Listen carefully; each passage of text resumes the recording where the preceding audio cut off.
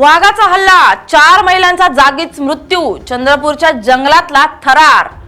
चंद्रपूर जिल्ह्यातून काळजाचा थरकाप उडवणारी आणि वन विभागाला हादरवून टाकणारी एक धक्कादायक घटना समोर आली आहे। चंद्रपूर जिल्ह्यातील सिंदेवाही तालुक्यांतर्गत येणाऱ्या गुंजेवाही वनपरिक्षेत्रातील जंगलात तेंदू पत्ता तोडण्यासाठी गेलेल्या महिलांच्या एका ग्रुपवर वाघानं अचानक भीषण हल्ला चढवलाय। या अत्यंत प्राणघातक हल्ल्यामध्ये 4 महिलांचा जागीच मृत्यू झालाय। या घटनेमुळे संपूर्ण चंद्रपूर जिल्ह्यात प्रचंड खळबळ माजली आहे। घटनेची माहिती मिळताच संपूर्ण गुंजेवाही परिसरात एकच आक्रोश आणि भीतीचं सावट पसरलंय। गावकरी संतप्त झाले असून परिसरात वन विभागाच्या विरोधात तीव्र संतापाची लाट उसळली आहे। वन विभागाचे वरिष्ठ अधिकारी आणि वनपथक तातडीनं घटनास्थळाकडे रवाना झाले असून मृतदेह ताब्यात घेण्याची आणि पुढील पंचनाम्याची कारवाई युद्ध पातळीवर सुरू करण्यात आली आहे। पण चंद्रपूरच्या जंगलात नेमकं घडलं काय? 13 महिला एकत्र गेल्या होत्या, त्यातील 4 महिला कधी परतल्याच नाहीत। या भीषण घटनेच्या डिटेल्स समजून घेण्यासाठी हा व्हिडिओ शेवटपर्यंत पहा। नमस्कार, मी स्नेहल चौधरी, आपण पाहत आहात LS मराठी।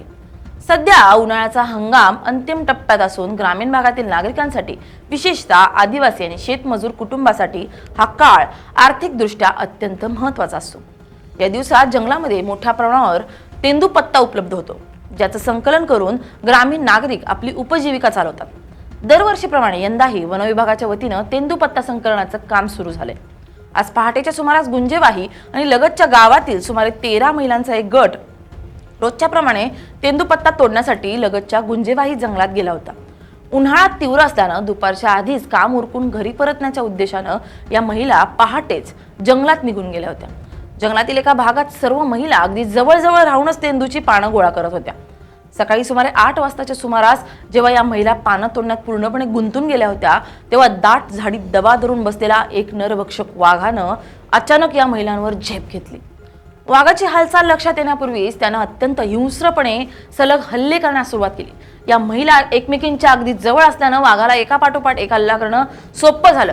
प्रत्यक्षदर्शींनी आणि सोबत असलेल्या इतर महिलांनी दिलेल्या माहितीनुसार वाघानं एवढ्या वेगानं आणि ताकदीनं हल्ला केला की त्या महिलांना स्वतःचा जीव वाचवण्याची किंवा पळून जाण्याची कोणतीही संधी मिळाली नाही। वाघानं पहिल्या महिलेवर हल्ला करताच इतर महिलांनी आरडाओरडा सुरू केला, मात्र संतप्त वाघानं इतर महिलांवरही लागोपाठ प्राणघातक हल्ले चढवले।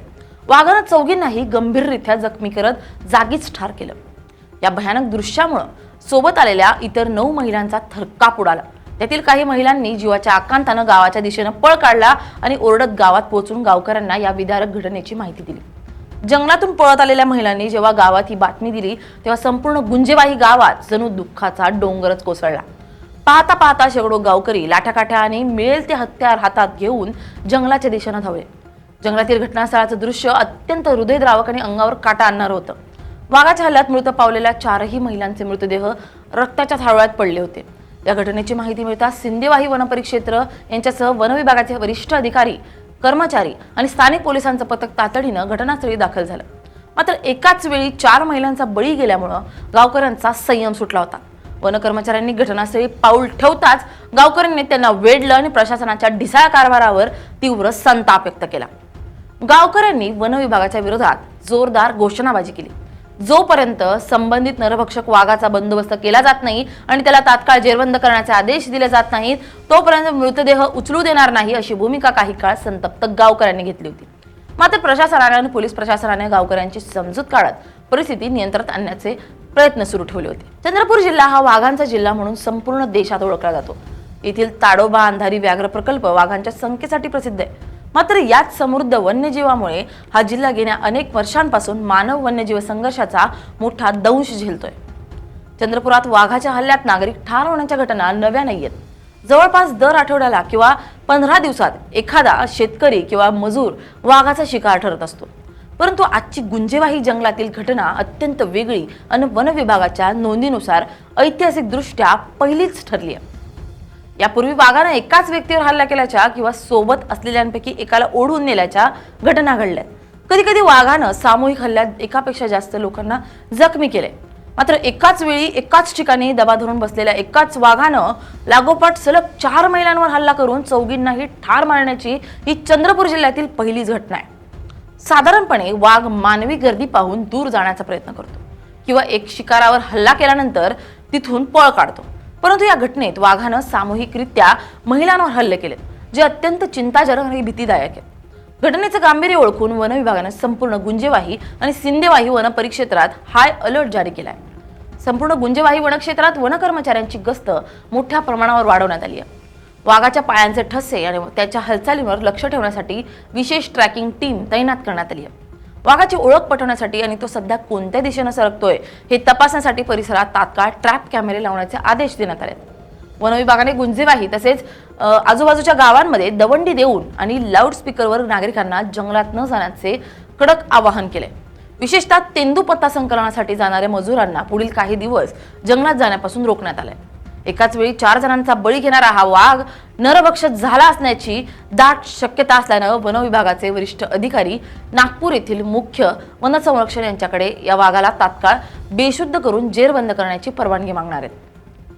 चंद्रपूर, गडचिरोली आणि गोंदिया या जिल्ह्यांमध्ये उन्हाळ्याच्या काळात तेंदूपत्ता गोळा करणे हा स्थानिक नागरिकांच्या आर्थिक उलाढालीचा मुख्य कणा असतो.